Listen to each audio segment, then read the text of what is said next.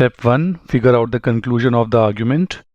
You see this entire sentence here from here to here is the conclusion here that the prices will increase and not decrease. Step 2. Link the two bold-faced parts with the conclusion. See, the first boldface is a general pattern which is not likely to apply in the case under discussion here, and the second boldface is a consideration that supports the main conclusion of the argument, explaining why an increase rather than decrease in the costs is likely.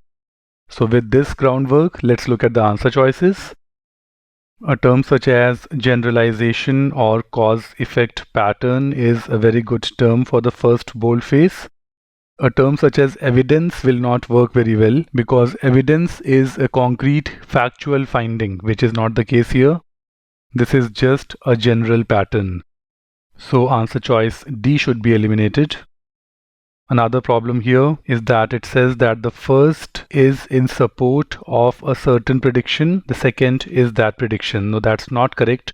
Come to think of it, the conclusion is in contrast with what the first boldface says, and the second is in favor of the conclusion. So the first and the second boldfaces are in contrast. So saying that the first is supporting the second is not going to be correct. So a lot wrong with answer choice D.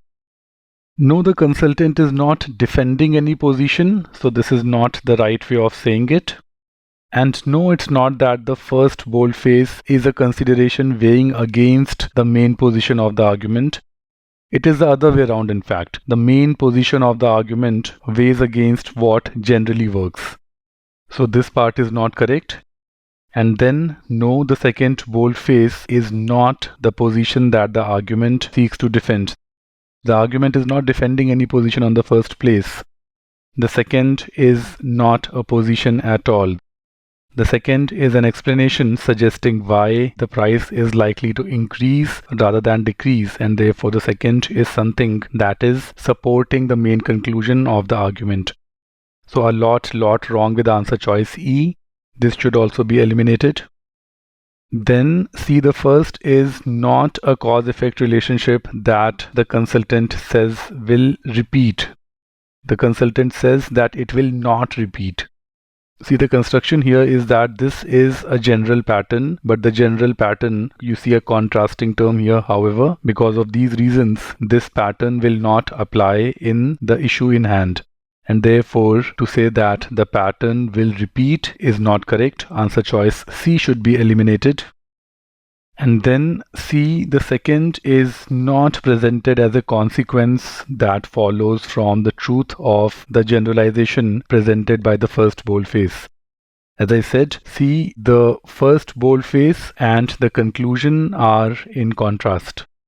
The second boldface supports the main conclusion, and therefore first and second boldface are also in contrast. So to say that the second is something that follows the truth from the first is not going to be correct. So answer choice A should also be eliminated. Let's confirm answer choice B now. See, we know this is the conclusion here, and the first is a pattern that does not apply in the issue in hand, and the second boldface is something that supports the main conclusion. You see, choice B, it says the first is a cause-effect pattern. So the good term here that the management consultant predicts will not hold. So a very good job here in the case at issue. So the first half here is absolutely correct. Look at the second part. The second offers a consideration. Yes, it is a consideration supporting why there will be an increase rather than decrease in the medical costs. So yes, the second boldface offers a consideration supporting that prediction that this cause-effect relationship here will not apply. The prices will not decrease, the prices will increase. So a very interesting question, difficult to get this right until you totally understand what is going on. B is the correct answer choice.